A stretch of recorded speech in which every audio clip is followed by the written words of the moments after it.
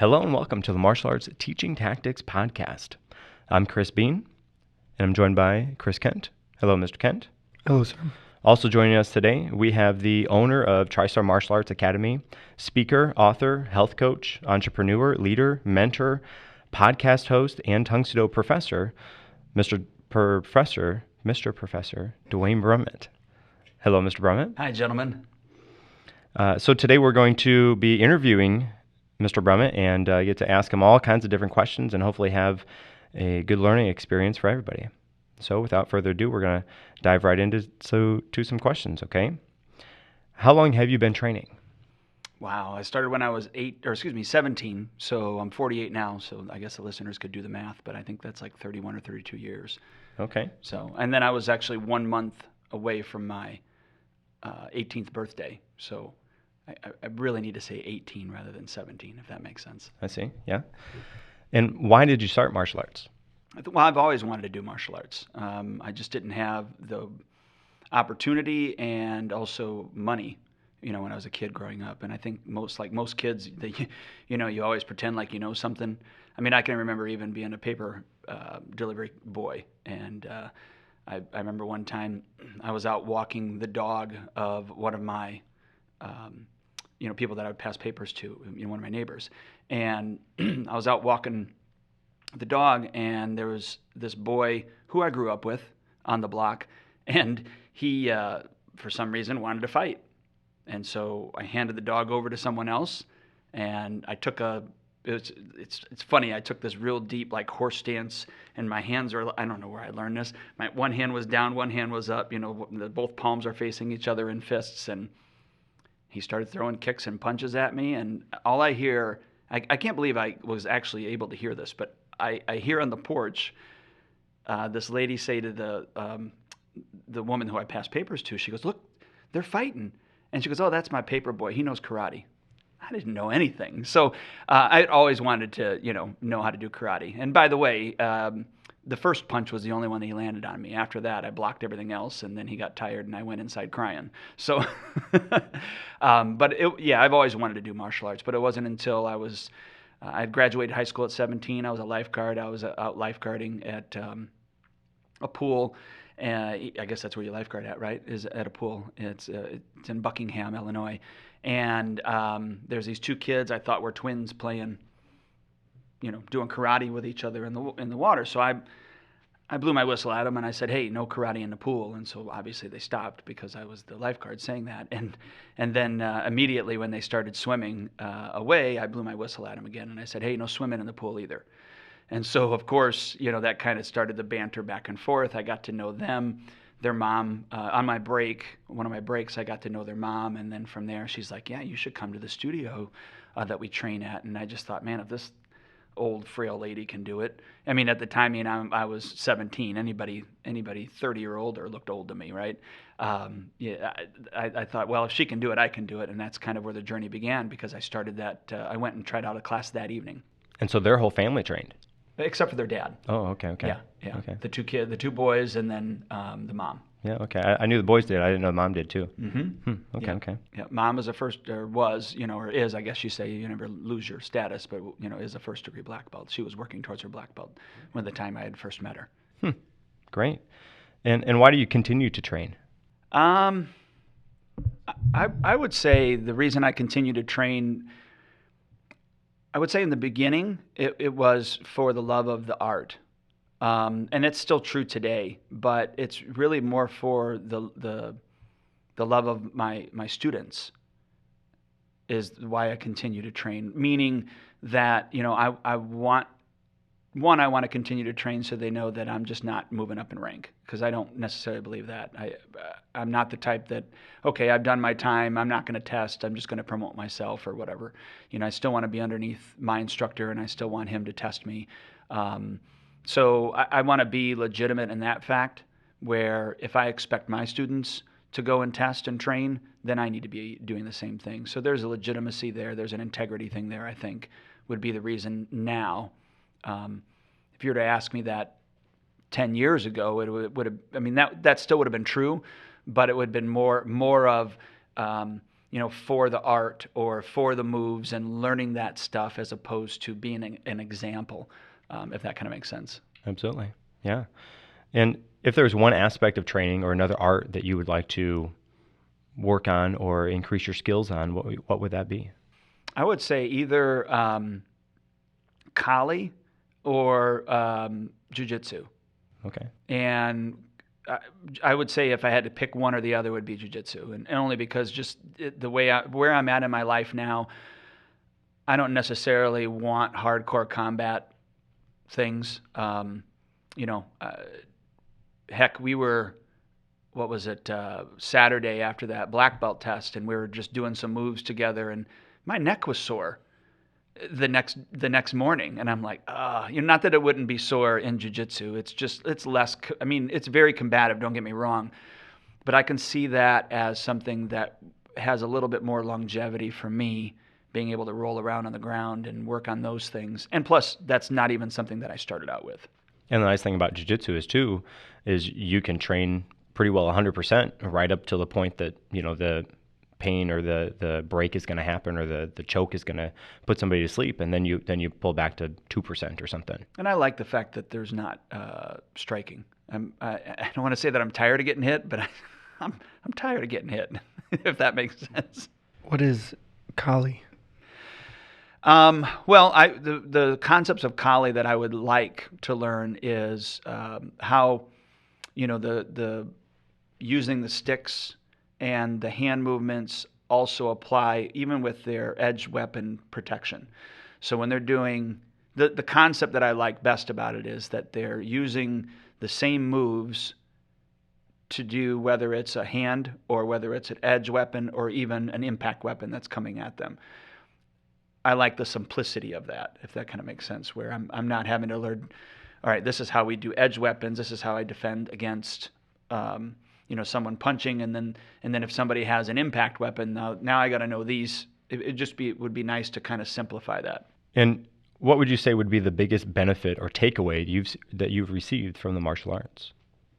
Again, I started thinking about some of these questions because you had given me an opportunity to see some of these questions, and I thought about what I would say now and what I would say like where you guys are at in your stage. I would say when I first started, the biggest advantage or the biggest thing that martial arts gave me was confidence, because I did not have confidence at all. So do I still think that that's one of the biggest? Absolutely. But I think now the relationships, like with you guys, the other students, and not that I don't have not that the other students, or the relationship with them isn't good, or important, I should say, but my relationship with you guys and being able to be a part of your guys' life is actually kind of now where I get more of my joy. And the biggest benefits for me are those areas, as opposed to, confidence, because I feel like I already have that now. And I hope that comes through as not degrading or belittling, the white belts, but I don't have a relationship like I have with you guys. So seeing you guys grow, seeing you guys flourish, the abilities that you guys have, that's the biggest benefit now. Yeah, and really, us compared to those white belts, we've been training with you for so long versus just a handful of weeks or months or days even, just as a completely different level of relationship. Oh, yeah. And those white belts could develop into that kind of relationship. It's a matter of time. It's a time thing. Agreed, but I don't know that they're going to have the relationship that I have with you, and or that I would even have that with them. And I think about when you, Mr. Bean, when you took over the head instructor position, and I was at a different position in my life where I was like, I really need you to connect with, the instructors. I need you to spend time with them like I spent time with you. And then I think that's going to naturally happen in your guys' life as you guys grow and expand. You're going to spend that time with those white belts, like you're talking about now, and develop them, whatever percentage of them, because as you know, it's a small percentage that actually stay all the way as long as you guys are, into that type of relationship. And I think that's going to be neat. Just like even visiting your school, Master Kent, and being at your first belt test and saying to, your students, that this is Master Kent's first belt test of his school, and I can't wait to see you guys be his first black belts at his school. Because I remember the individuals that started with me, and then when they went for their black belt test. No, I actually remember the black belt test now. No, I don't. But I can remember working with those individuals all the way through. And really was that I didn't really necessarily enjoy or was even thinking about when they tested for their first degree black belt, how much of it, how important that really was for me. I was still too busy in the thick of things trying to work the business and, work with the instructors or the students and those type of things.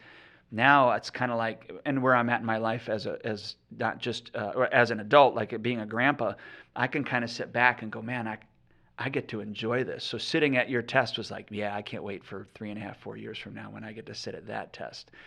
I'll have a different perspective than you because your business will be, flourishing. You're going to be in the thick of things. But the cool thing, I hope, is that I'll be able to be there to remind you of that and go, remember these guys? Not that you wouldn't, because you're probably better at that than I am. But yeah, I think that's what actually drives me now. Good answer. And how long have you been teaching for? Let's see. I started like assistant teaching maybe 2.5 years, after I had started martial arts. So when I was a red belt, I started taking over some of the kids' classes and those things for my original instructor. And so, golly, what has it been? 31 years. So probably I've been teaching, let's say, 28 years. Okay. And this is at the same place you started in Buckingham? Well, with the original studio, I started here in Bradley, Illinois, correct. I met those kids in Buckingham, but they went to a studio here in Bradley. Oh, okay. I understand. Yes, sir. Yep. What do you feel has the biggest impact on your students? What has the biggest impact?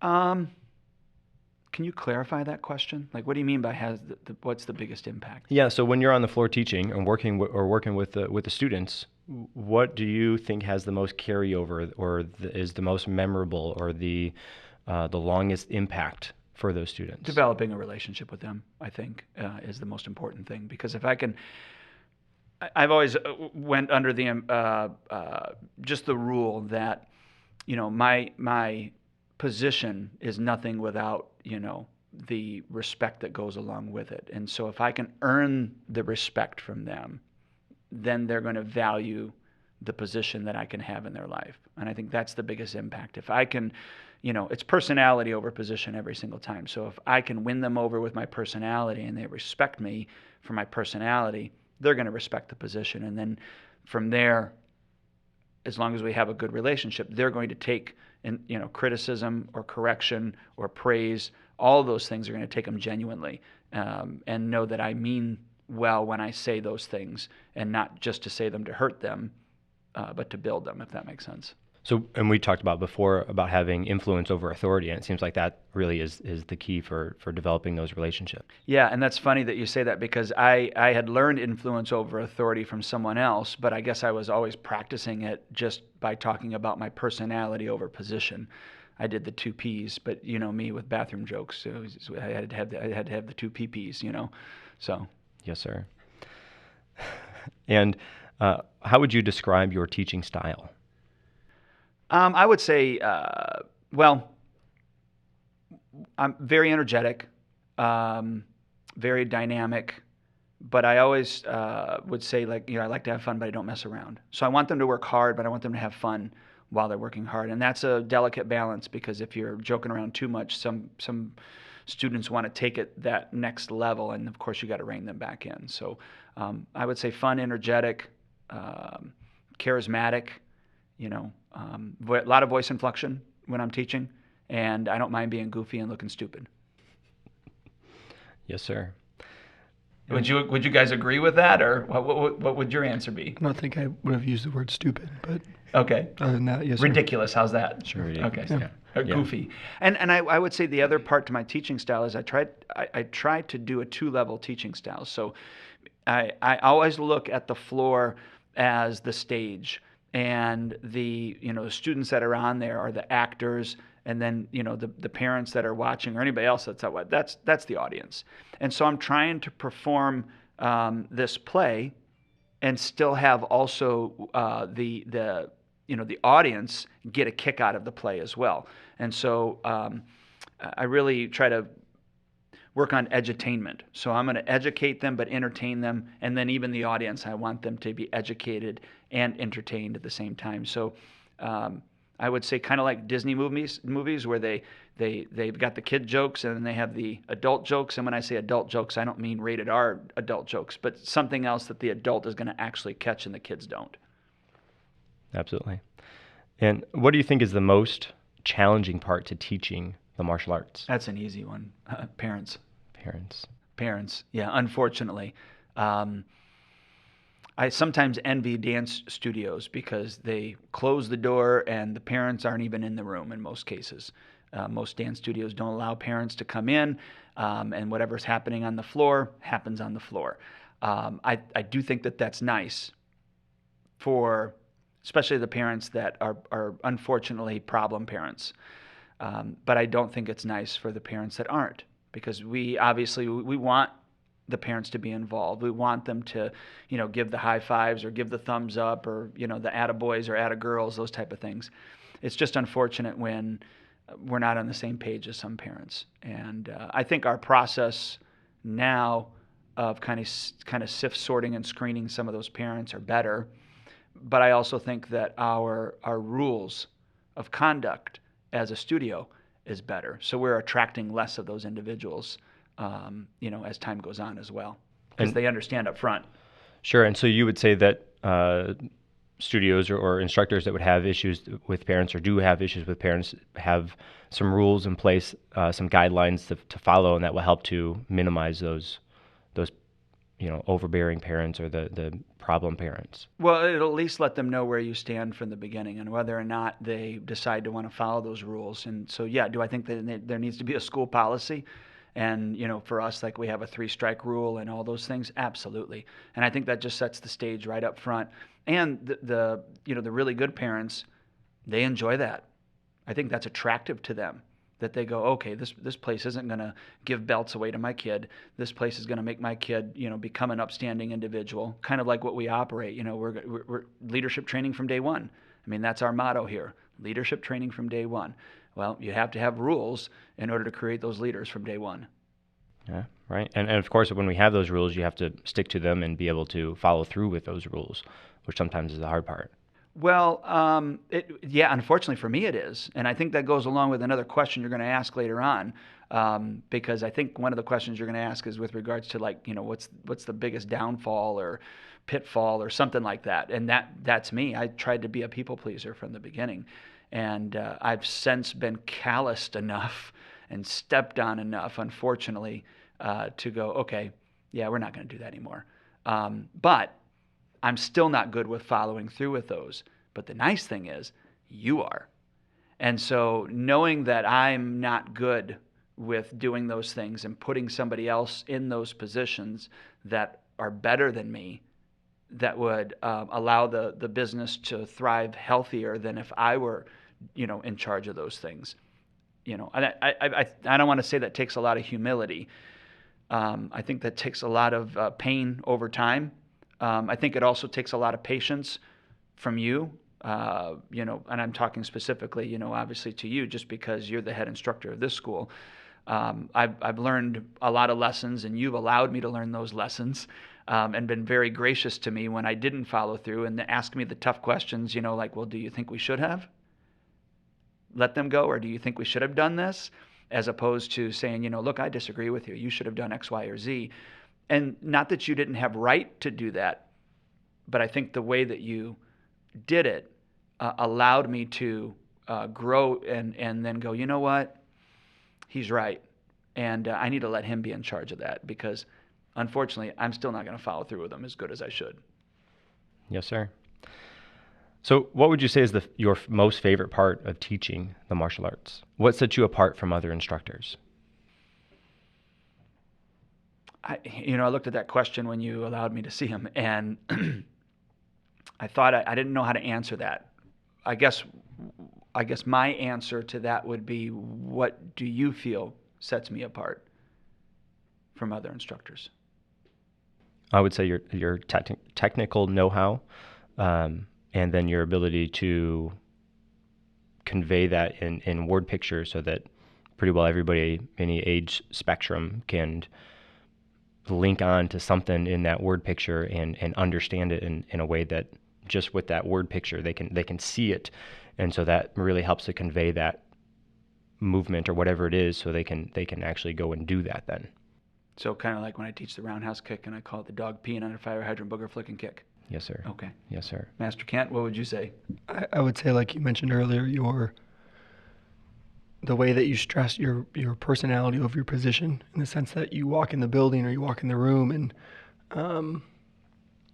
everyone is not in a bad way, but they're dying to hear what you have to say, and they're ready to absorb that knowledge and that technical know-how. And so, over time, having that good personality and making those connections and developing those relationships really does allow you give you the opportunity or the ability to grab their attention and really hold it and captivate them while you're trying to explain a concept or teach a move or impart those life lessons. So that personality, your personality definitely sets you apart, I think. Well, thank you. Yeah, I didn't know how to answer that question, to be quite honest with you, because I wasn't sure, and I also didn't want to make it sound like I was talking about myself. Do I agree with what you said? Yeah, I do, and they're both complimentary, so I really appreciate that. I don't know that I could even add on to any more of that, to be quite honest with you. If you could go back to your 18-year-old self and give yourself, or 17-year-old self, and give yourself one piece of advice, what would that be? Pertaining to martial arts, right? And how would that help to benefit you in the position that you're in now? Well, one piece of advice that I wish I would have had at that time that I could go back and give myself: probably ask more questions rather than just taking things at face value with regards to the martial arts. Ask why. Why is your foot down when you do a side fall, or why is your foot up when you do a side fall, or whatever it is. Like, ask those questions, because I didn't. I just followed things blindly. And, I did 6.5 years of my original, Art of Tung Sudo with my original instructor, learned a great deal of information with that instructor, learned a lot of things. But unfortunately, with that organization, you couldn't ask questions. They just were. And, I wish I would have asked questions. I remember doing a training, and there was a master that came in, and this was like an overnight training. So we would do overnight trainings. They call it 24-hour training. So you'd start and then you'd go all through the night. And so I had the opportunity to teach something at in the middle of the night. It's like 2:00 in the morning, and I'm thinking everybody's tired. And I don't remember if it's 2:00, but it's middle of the night. I know it was after midnight. Let's just put it that way. And I don't even remember what I taught, but I do remember that at the end, I did Chinese stars. And so I had the pads, the square target pads, and I'm throwing them at them at the end of our training session. I just wanted them to have a little bit of fun. They did training. They're tired. I need to bring up their energy. And the reason that this master also was there was because they were supposed to come watch me teach, because soon, I don't remember how soon it was, it could have been 2-3 months away, I was going to go and test for my instructor's license with that organization.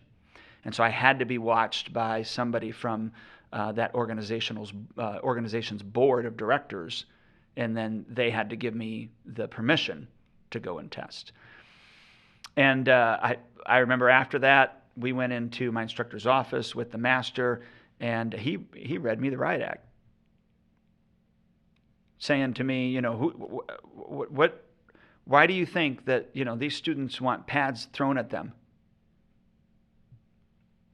And I said, I don't know, sir. Like, I didn't challenge them.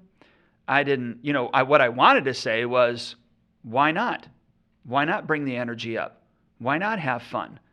And maybe that's a confidence thing with me at that time. I don't know. But if I had to go back, it would be, I would ask more questions. I think that that's important, and not just take things at face value. Ask them respectfully, obviously, but not take things at face value. Yeah, and even that last part you mentioned, the respect part to it, because it can go the other way in the sense that you can be, abrasive and rude, and you can be confrontational. But I think you would agree not to take it from that position, to be very humble and respectful about it, and come at it from a position of wanting to understand, rather than, like I said, to just cause a problem or to be confrontational, and just asking those questions so you can gain or develop a deeper understanding is why we ask those questions. So knowing why and having the right attitude about it, I think, is the appropriate way to reap the most benefit from those questions. And maybe it was important that I went through that, because when we started, I wanted you guys to ask me why. Like, if I can't give you an answer, then we probably shouldn't be doing it. Kind of like the leg thing, right? I got to figure that out. But just the way that I was taught. And for the listeners, if you don't know what I'm talking about, we had a discussion on Saturday morning after one of our black belt tests. When you're doing your side fall, the leg that is bent, obviously the one that's not extended out to the side, the one that's bent, is it on the ball of the foot, or is it on the flat, the heel, or the full flat of the foot? That was a great question. But so back to the original question.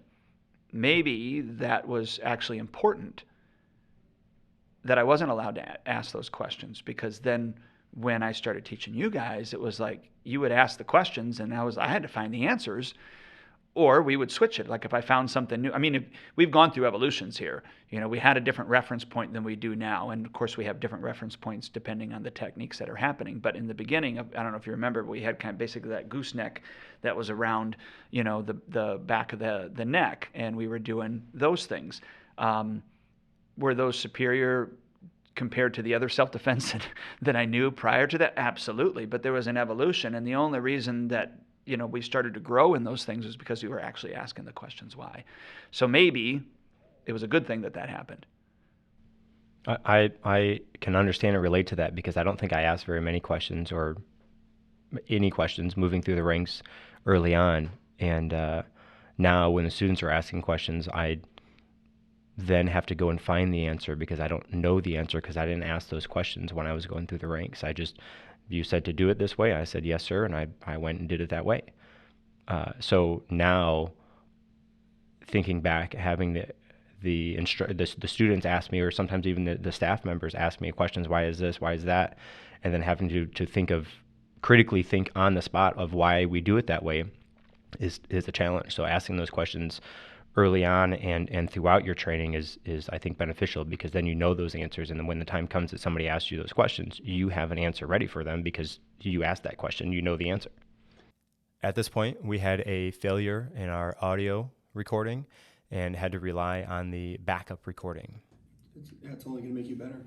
If there's any point in time, Mr. Brumitt, like you said, if someone asks you a question, your only answer you have is, well, that's what I said, or that's how it's always been done, then really maybe you should think why you're doing that if you don't know, or think if you should be doing that still if you don't know why you're doing it. And like Master Dean said, knowing the answers and finding out the answers is only going to make you better, because then when those questions are asked, you have an answer for them. But then also when you're doing the move yourself, you can think to yourself, or you can know, okay, my hand is in this position because of X, Y, or Z, or my foot is in this position because of X, Y, or Z. And it gives you deeper understanding of the technique, as well as giving you that answer to give to your students, or that explanation to give your students. Because when you can understand why and also convey why, I believe it makes it easier to do, because again, in your head you're thinking, okay, this is this way because of this, or this is this way because of this, and drawing those parallels and those pictures makes us all, I think, better martial artists and better instructors.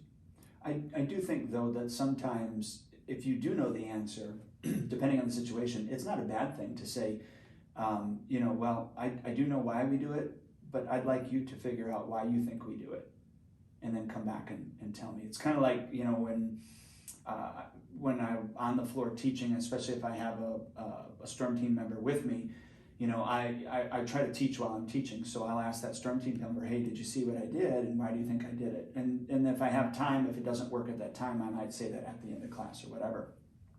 And I know why I did it, but I want to kind of see where their mindset is, because sometimes I can give too much, and depending on what level they're at. And I don't even remember, this is not teaching, but I don't remember the actual question or the situation, but I know, Master Kent, there was a problem that arose. We were in the office, I don't even know if you remember this, and then I asked you, I said, how do you think we should take care of this? And you told me a good answer, but your answer was only limited to based upon the information that you had. And then when I brought in more of a longer view, like a lifetime view, and I showed you that your answer is going to solve the problem right now, but does it solve it for, I don't know if you even remember this conversation, but will it solve it for, the totality of the longevity of the studio? You were like, oh no, I didn't think of that. And I said, okay, then here's what I would suggest, and I even said to you, I said, you only have this much information right now. Like, you're playing cards here, but I can actually see here. And that's sometimes the same thing with the students. They're playing cards with the deck that they have here, but they haven't been introduced to, and maybe it's only the number cards. They haven't been introduced to the face cards. You know what I mean? And so I don't think it's, especially if you already know the answer, I don't think it's a bad thing to ask them or answer the question with a question and then follow up. But I do think that it was probably good for you that you didn't ask, because now you've actually gone out, you've investigated in bunkai and just, how can I use these moves from the forms and all those things, which you probably would have never done because you didn't like forms. Yes, sir. I cut you off, Master Ken. What were you going to say? Well, I was just going to say, another facet to that too is maybe you did something, why you did it, but you also value that other person's opinion and the way they view things. So whether, not be that short-term or that long-term view, but also wanting to hear what they think or how they approach a situation, and then you yourself already having an answer, approaching that situation with humility that they might have a better answer, or they might have an answer that also works, and being able to, not steal, but to learn from those people and integrate their answers or their point of view to make you even better. Because like you said, in that scenario you set up, I had a limited view. My solution worked for that moment, but you had a larger or wider view. Your solution worked for the other thing. Now, I could have in that moment said, okay, well, you're wrong, I'm going to do it my way, blah, blah, blah, whatever. But because of the relationship we have and because of the nature of the discussion, I was able to see the benefit to your view and your way of doing it, and to do things that way as well. So I think it's a tool we can use to help us grow, and not be so narrow-minded, to kind of open our mind to that. Doesn't mean that we have to roll over and do everything everyone else says, but if there is merit and there is value, and it's a good idea, having the humility and being able to admit that, okay, what I was doing was good, this other thing is better. How can we integrate that and make the two things work together to further improve not only us, but again, with our student first mindset, what's going to benefit the student the most in that situation? Agreed. And look, when I used to run the staff meetings, I would ask questions like, what do you guys think we should do?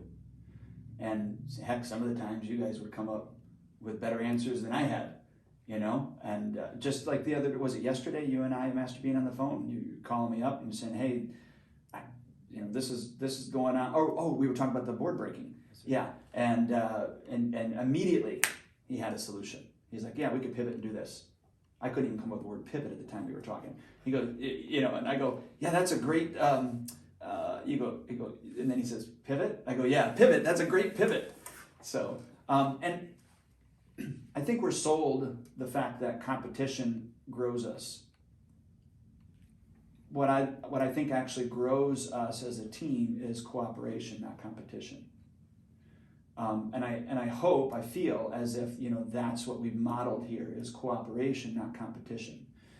Because that's just going to make everybody better. If I take what you have to say and as value, if I take what you have to say as value, and then heck, I've talked to other business owners on business decisions that I've made here as well.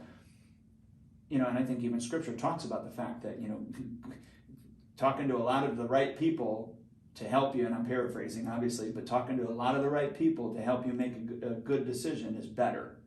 And so, I just believe cooperation over competition when it comes to teamwork. Yeah, speaking about business growth, what do you think are some key decisions that helped you grow the business? Well, and I guess actually, let me backtrack. This is your only business. Like, this is your job. You own the school. You run the school. You don't have a secondary job. This is it. And so I don't think we talked about that yet, but this is it for you. And so what are some key decisions again that helped you grow your school to a position that you can live on, and not only you live on it, but also me? Yeah. I really adopted what Zig Ziglar said, is you can have everything in life you want if you just help enough other people get what they want. And so if I can figure out what the constituent wants, what the customer, the client wants, and deliver that to them, and develop the relationship over time, there's going to be repeat business, and there's going to be word of mouth. I just always thought that if I could be, and I liked what Grandmaster Hafner always said, is just be remarkable. What does remarkable mean? It just means people are remarking about you, right? They're talking about you.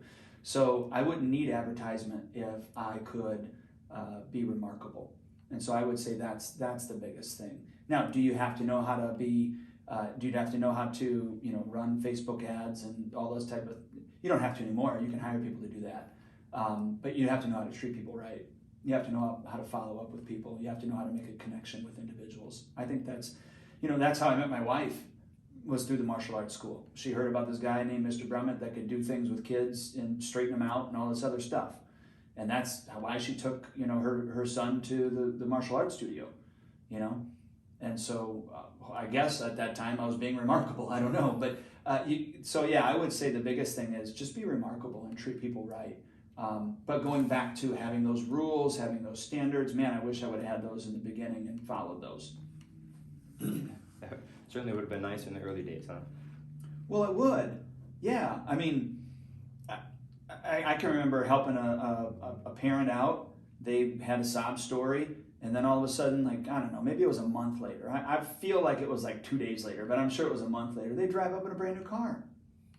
And I get it. Okay, your car breaks down, but I'm helping to support two of your kids here at Martial Arts to help you out right now. And you're going to drive up in a brand new car? Like, I didn't even have the guts to approach them. That just doesn't happen anymore, because that's just not going to happen anymore. But I had to get stepped on over and over again to do that. Yes, sir. And how do you continue to grow as an instructor? What are some resources or different tactics or tools that you use to help grow you? Yeah, I listen to your podcast. Thank you. That sounds like it's probably deja vu for you. Well, we learned a lot of this from you. That's the thing, is it's like I've forgotten more than I've forgotten more than I remember. Is that what the term is? I can't remember. I forgot. Yeah, I forgot. But it's been very refreshing to go back. Oh yeah, okay. I used to talk about that. Am I still doing it? Those type of things. And I think some of the stuff I still do naturally. But I would say, just reading materials. I like the Atomic Habit book that you gave me, for Christmas. What was it, 2 years ago, I think. Just reading those materials, obviously, and this is a shameless plug, and I don't mean to do it, but talking with, my other co-host on our podcast, just about things. And then even off screen, like when we're not doing our podcast, just calling them up and saying, hey, I got this situation, or this is happening. And then a lot of stuff that it used to be Melody Schumann, but now I can't remember her last name now, because she's married. But anyways, a lot of her material that we've gotten and that we've gone through, and then she still is producing new material, those type of things. So, but I just think being open, getting books on leadership and teaching. And I think the biggest thing is just getting information on communication, just learning how to communicate. The older I get, the more difficult I feel it is to communicate to people. And I don't know if it's that I'm getting worse at communication, which might be partially true, but I sometimes think that the generations that are coming up now are way worse with communication. If it's not an emoji, and if it's not a text message, if it doesn't have just 3 words in it, or even 3 letters, or just 3 letters. But I do sometimes find, like, even with us, we're talking about the same thing, but even like on Saturday, it was semantics. It was like, I was saying, and don't get me wrong, I agree we shouldn't be sawing. But I was saying a sawing motion, and you're introducing it as a rolling over motion. With regards to the listeners, it's just a straight arm bar. From standing. Yeah, standing arm bar, in order to do like a police tactic takedown, if you will, just to kind of give everybody a visual. But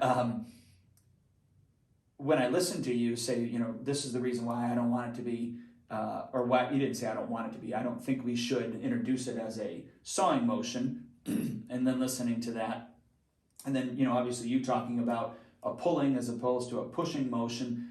What you guys were saying was right. I was saying partially the same thing, but it wasn't received the same way, if that makes sense. So I think communication, if you can learn how to communicate and actually get people to capture what you're saying, you're so much better off. And I think that's where asking them to feed back that information to you in the way that they heard it, so that you can make sure that they understood what you said rather than yes, sir, or no, sir, or, does that make sense? Yes, sir. Okay, now tell me what you just heard. I mean, we don't always have time in class to do that, but when it's appropriate, it's probably good to ask that question. Yes, sir. And I think we touched on this a little bit, but what do you think has been your biggest failure, and what did it teach you? My biggest failure? I don't know if this is my biggest, but this is the one that stings pretty bad. So I'll go over 2 failures. One is, I brought this up with you guys before, is that a student her and her brother were doing martial arts with us, and she was a phenomenal student, and he needs a lot of help. Well, of course, I spent more time with him than I did her, and all the other individuals that were on the floor that needed more help than her. I could show her, she would do it, I could put her off, kind of like you, Master Bean, right? When I was training you, I could say, hey, do this. And I could have left you in the corner for 45 minutes and you would have done it. Not many students are like that. But the problem with her was, or the problem with me with her, and it was my problem, I never praised her. I never said, hey, look, you're looking good, or, let's tweak this, although I think she had most things pretty perfect. Anyways, long story short, she ended up quitting. She was brave enough to tell me why she quit, because I asked her, I'm like, you're so good, why are you quitting? She basically said, you never spent any time with me. You never told me that I was doing good. You were telling everybody else that I needed to work on this, and you never told me I needed to work on anything. I'm like, because you didn't need to work on anything. That one stung pretty bad. And then I would say the other thing is hiring employees, and I say plural, but hiring employees that in my gut I knew I shouldn't have hired in the first place. I would say those probably are my 2 biggest ones that sting the most. Yes, sir. What's one thing that your program has done for a client that you didn't expect? It's funny. The first thing that came to mind was, and his dad is a state police officer. And I remember him coming back in, and he was just newly one of our black belts. And there was a kid on the playground that had choked him. And all he did was he plucked it off, he did a couple of elbows, and then he grabbed him in the reference point, did one knee, and the kid dropped to the ground. And then, obviously he didn't continue. And so the dad comes in and tells me this. I don't know why that amazed me, that the martial arts that we're teaching actually works. But and that's probably not the best answer, but that's the first answer that came to mind. I was like, wow, that was so cool. Because you don't get many of those. Because I remember even, Mr. Cook, when he was at school at BBCHS, and we were talking about, look, when somebody grabs you from behind and they're doing the rear choke, that, like when you guys are in class, you got to grab them at the neck. Don't be, just putting your hand on their shoulder type thing, and because you're going to develop the wrong response. Well, that's exactly what happened, because some kid, one of his friends was joking around with him, and he did the rear choke thing to him, took him down to the ground, but he wasn't really being attacked.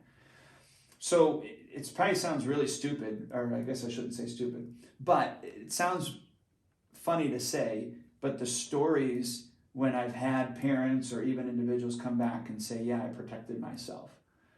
Again, not that I know it doesn't work, or even that truck driving dad. You remember that, where his kid was a black belt, and they were learning gun defenses, and he's just watching them. He's not practicing them at all. He's watching them. He pulls over to a rest stop. He goes to the bathroom. He comes back out, and he gets held up right on the side of his truck. So he remembers what his son's supposed to do and takes that gun away. The guy goes running away. I don't know why that's amazing, but to me, that's amazing. Yeah, I don't think I knew that one. Oh, really? Yeah. Okay. That's nice to know. I mean, I'm off camera, I can give you names, Sure. Yeah. Okay, and you talked about selecting new team members. What do you look for when you're selecting a new team member? Either for the a position on the floor, or for the office, or what are those key aspects that you're looking for? Heart, wanting to help people on the same mission as us here. Knowing what our mission is, and them wanting to be a part of it. I think those would be the biggest ones. Because I think the technical skills they can learn. But if the heart isn't there, it doesn't matter how technically good. I mean, I've had technically good employees before, but they weren't on the same page as our mission. And as well as they did in those positions, it still didn't make the team atmosphere good. So I would just say, the ability to have the right heart, the humility to, be corrected if needed to be corrected. Also, the ability to see what needs to be done and not be scared of making those mistakes. I mean, that's one of the biggest things that I try to tell not only just the employees, but the storm team members when I get a chance to talk to them. Look, I want you to make the most mistakes in your first month. I expect you to make a lot of mistakes. If you see something, go and do it. And if it isn't the right thing, we're going to just tell you, hey, why'd you do it that way? Why did you do that? Oh, well, I saw X, Y, and Z. Okay, I can see why you saw that, but here's how we want to do that in the beginning, from here on out. I want them to make the most mistakes in the beginning. And the nice thing is if they actually do that, because we can't teach that initiative. They have to have the initiative or want to have the initiative. We can't teach that. We can encourage it, but we can't teach it. So if they're willing to put themselves out there and make those mistakes and then be corrected in a way that, I'm not correcting you because you did something wrong, although maybe that's true. I'm correcting you because this is the way that you can do it better. And I mean, obviously next time if they do the same thing over again, then we got problems. But in most cases, if they have the right heart, that's not gonna happen. Yeah, just to clarify, the storm team is our junior team member program. It's the stepping stone to becoming a full team member or an assistant instructor on the floor. Yes, sir. What's one piece of advice that you would share with anybody who currently does or is thinking about teaching the martial arts? You gotta love people, and you gotta love martial arts. I mean, those are the two basic ones. If you don't love people and you don't love the arts, then you shouldn't be doing it. Okay. I mean, I know that sounds really basic, but and straight to the point, but I think those two have to be there. And if instead of just being an instructor on the floor, what about if they wanted to open or run a martial arts school? Would you give them the same answer, a different one? Or? I would say those are the two primary, along with, you got to learn business things as well. You got to know your numbers. Cash flow is king in business, and if you don't have enough cash flow, that's where I made my mistake when I bought my partners out in the beginning, is I used all, when I say all, I mean all of the money that was in the bank to help pay them off, plus I got a loan, to pay the rest. Well, the problem was I didn't have any cash flow moving forward. And so what do you do when you don't have cash flow and you can't get a loan? You use credit cards. And that wasn't very productive. I mean, I've since been out of credit card debt for quite a while now, but it wasn't like that back in the day. So you got to understand business. It just at least know that you got to have enough cash flow. So when something happens, like the pandemic, you got to have something there to get you through, because not every month is going to be a good month. And knowing that, and when I say know your numbers, know your percentages on where you need to be with regards to, this percent needs to go to your rent or your mortgage, depending on whether you're buying the building or renting a space. This percentage needs to go to, salary or hourly wages or whatever it is. This percent is operational. This percent should be budgeted for advertising. And then not only know the percentages, but then actually moving forward and making those things happen. And you got to make enough money for those things to happen. That's kind of like why, with the new school that we're doing, we're setting it up that way where, we're renting out a space in a church. We are tithing on, our rent is our tithe. And so they're getting 10% of the gross profit every single month. That's the rule of thumb, is anywhere from 10 to 12% of your gross profit should go to your rent. That's where a lot of school owners miss the mark. Is what they do is they want the storefront, because we've never had a storefront. I mean, we almost did with our our second place, the one on Stebbings Court. That would have been considered more of a storefront, because it was actually a commercial building. Where we're in right now is industrial, and it's zoned commercial, so we can operate a commercial business in it, but it's an industrial park. Well, industrial rent is cheaper than commercial rent, and if you know how to market, you don't need to pay commercial prices. But I've known studio owners that I got to have the space, in front of, or next to Jewel Osco or whatever it is, right next to Piggly Wiggly or whatever their supermarket is, so they have enough foot traffic. Foot traffic means nothing if people don't know anything about you. And so I think that's important too, not drowning yourself with rent, because a lot of studios close because of that. And what are some tips or tactics that you can give somebody that is leading or working with a team of instructors? How do we help to grow them, or to come together as a team to work on and collaborate with different problems that they may be having? I think one is you got to have a relationship with your team members. I think the other thing would be to know where, what their goals are, at least currently, and then future goals as well. So I think that's important. And then how can you, it's kind of like, what was it? You did a staff meeting where I think, right? You wanted them to come up with one goal of where they... I did a personal goal and then a work goal, and I gave them a 3-month time frame on that. So a goal that they could achieve within that 3 months, or at least work towards within that 3 months for them personally, and then also for them in some form of their, of their business here, like in their daily work life. Mm-hmm. And then we talked about those, a few things, and then I went back and had not weekly, but bi-weekly or monthly check-ins to see how they're going and how they're doing to progress towards that goal, and then to help them, give them some feedback on different things I think that perhaps would help them on either their personal goal or their work goal. And see, I thought that was smart. So I would definitely tell any studio owner to get in contact with you and utilize that, because knowing where your instructor or instructors are and where they want to go, both in personal, because I think that's good. You're not only just saying, hey, what do you want to do here at the studio, but also what's a personal goal as well. So I would adopt that, and not to steal that from you. I just thought that was golden, and I just I don't call it steal. It's called S&D. It's called swipe and deploy. And that's not something I came up with. I heard that from I don't know if I read it or if I heard it from a podcast. They're talking about managers, and that was something they used. I was like, oh, that's kind of a cool idea. So we implemented it here, and it was beneficial. Yes. Yeah. So I think I think that's one. I also think with regards to, you had brought up our storm team, our special team of role models, the training in order to become an assistant instructor here.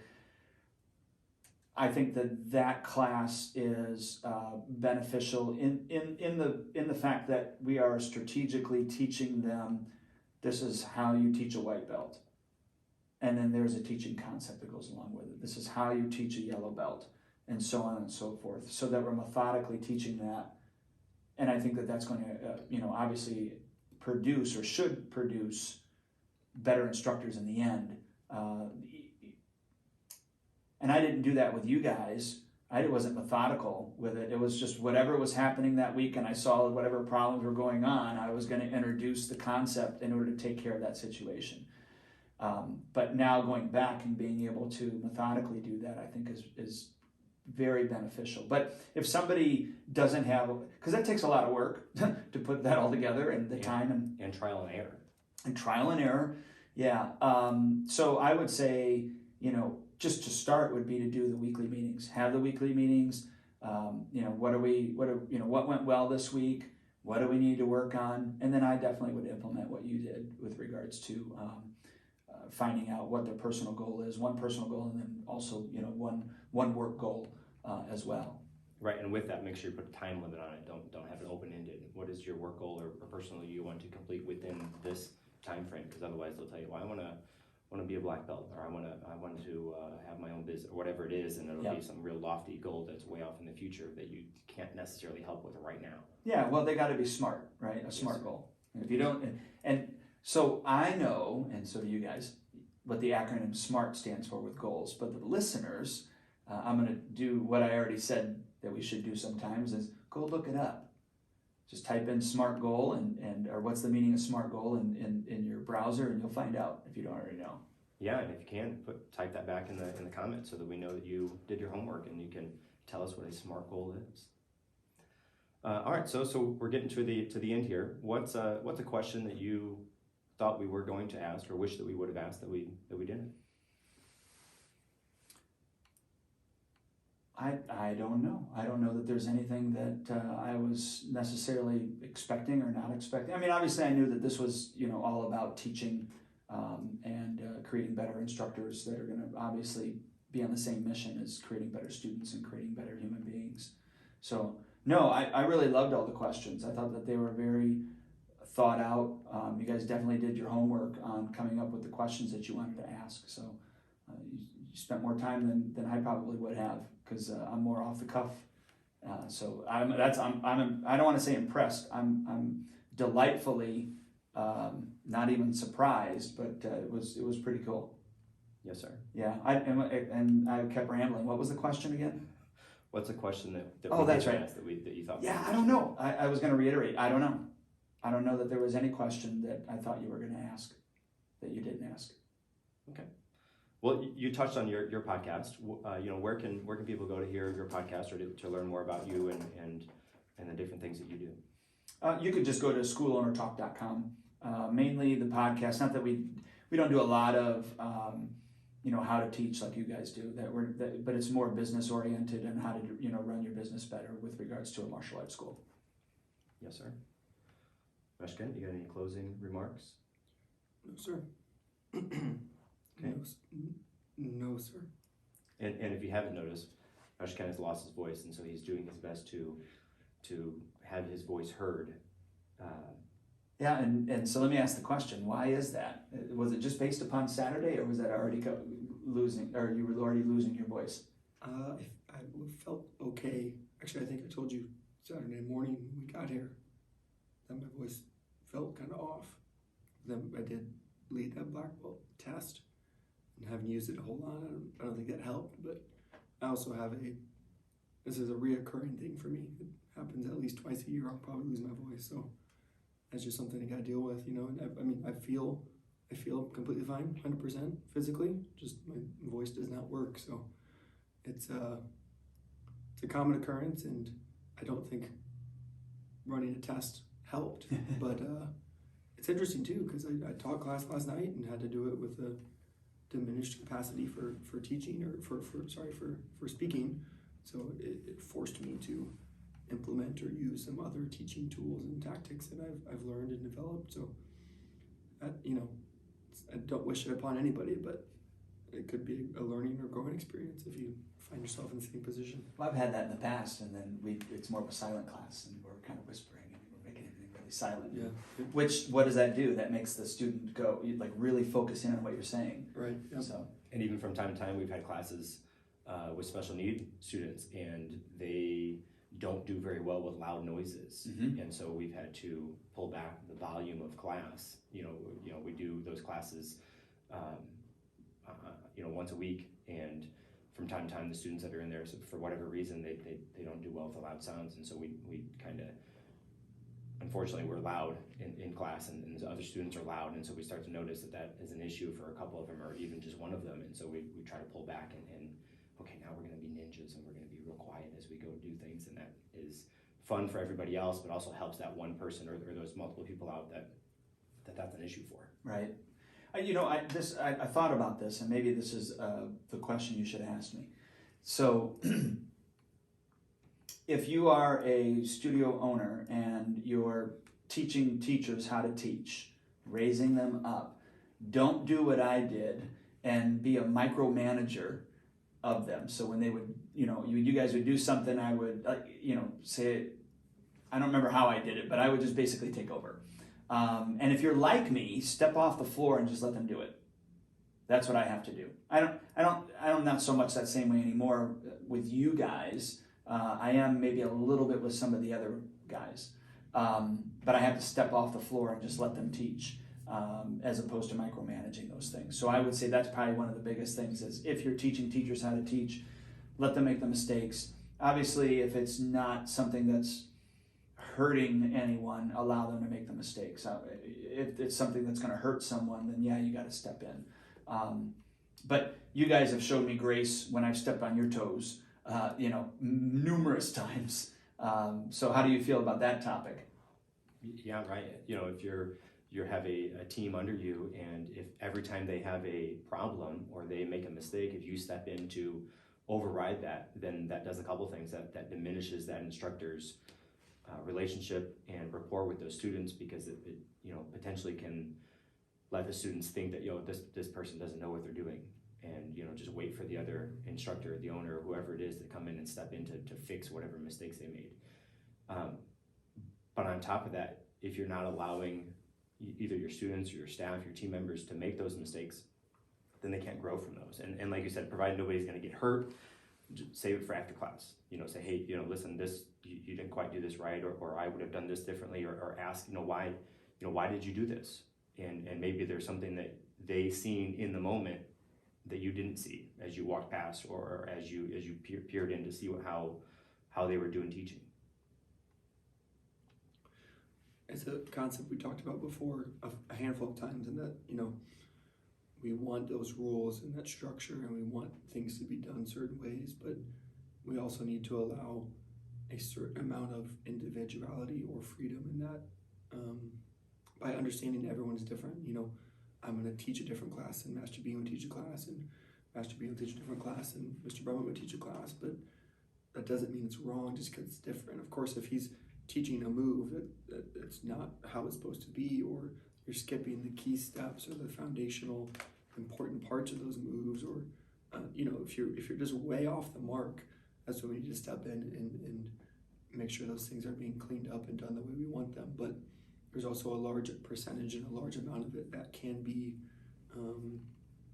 the art side of martial arts, and it can be personal and individual, and just because I don't do it the exact same way you do it doesn't mean that's wrong if I'm getting them from point A to point B and hitting all the key parts along the way. So having that realization and understanding that, not only as an instructor but as a leader of other people, I think kind of takes some of that micromanaging out of the situation, but then makes you a more understanding person, understanding leader, and like you had said, Mr. Brumitt, allows them the room to grow and maybe experience what works and doesn't work for them, or kind of releases some of that pressure from them to be very specific and done a certain way, and lets them be more creative. And back to your original story about your original studio, maybe that would open them up to asking more questions, because they feel the confidence, or they feel the ability to dive into those things and ask those questions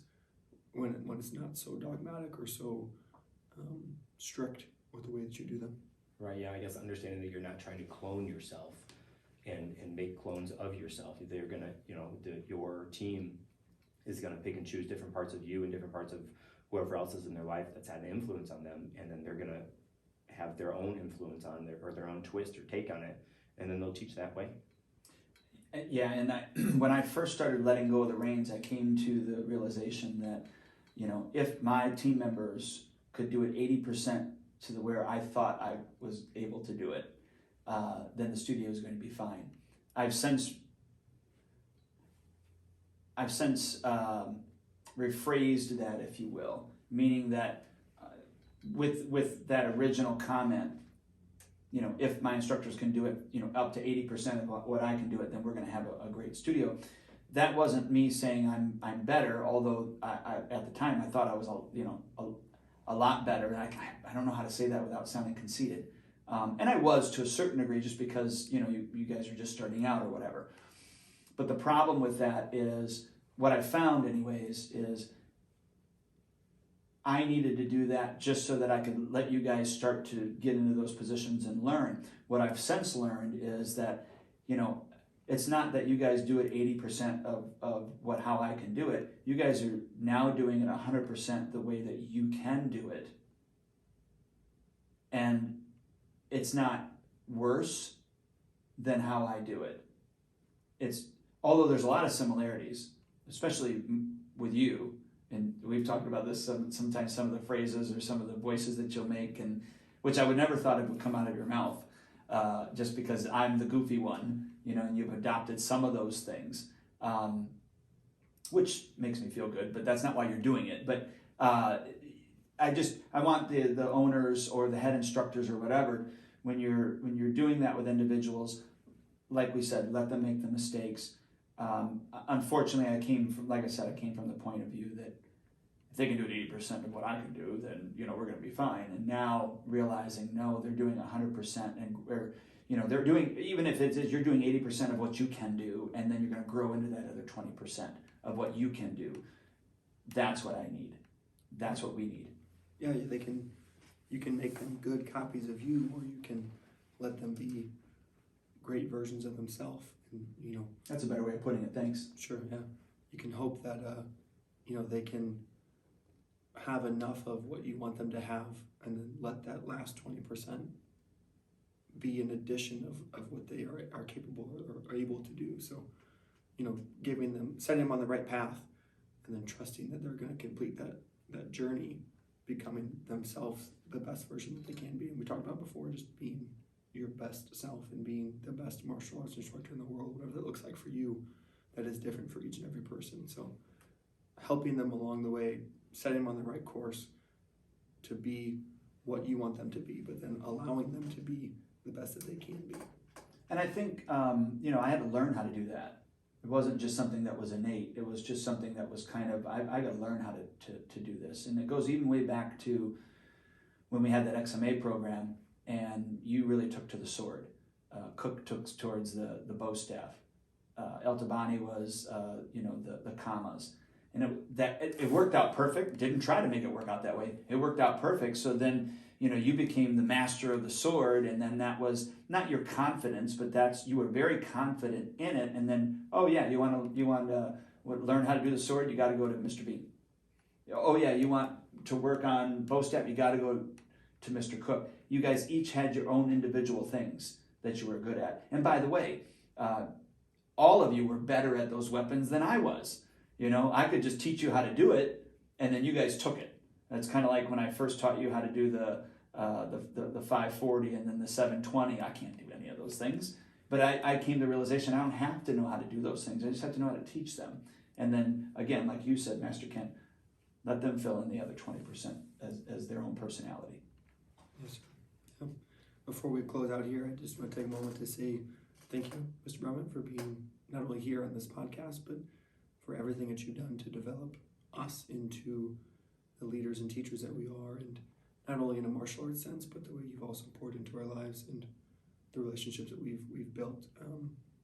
It's very special, not only here in the studio, but outside of the studio. The way that you care for us and treat us is it's very good. I'm thankful for that. You don't make me cry, man. And I'm not just saying that. You give us an opportunity to come to work and like what we do and help us to grow as humans and share that with other humans and help to grow them as well. And without you in the school, we wouldn't have that opportunity. I don't know what I would be doing if I wasn't here. So I'm very thankful that I get to come here on a daily basis and do what I get to do. Well, I appreciate hearing that, gentlemen. I will say, as much as you feel that I've poured into your life, it's reciprocal because you guys have poured into my life. I've said this before, I made my mistakes on you guys, and you've allowed me to make my mistakes on you guys and still show me grace. Whether it is stepping on your toes, while you're teaching or whatever it's been, you've allowed me to learn from that.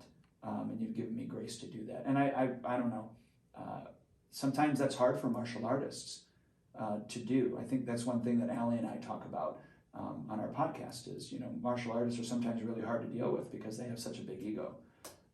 I don't feel like we have the ego problems here.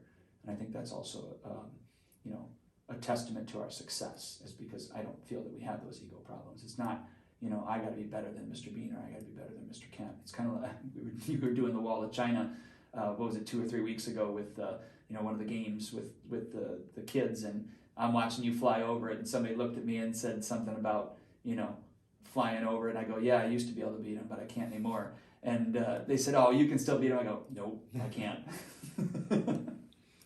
Yes, sir. So you allowed me to that. I've learned a lot from you guys, so thank you. Yes, sir. As always, you can find us on the socials, on Facebook, Twitter, YouTube, Reddit, Instagram, all those platforms. You can find us at MA Teaching Tactics, MA for Martial Arts, Teaching Tactics. Again, that's MA Teaching Tactics. And Mr. Brumitt, you said your podcast is school. Yeah, schoolownertalk.com. Schoolownertalk.com. Yes, sir. Until next time, I'm Chris Bean. And I'm Chris Kent.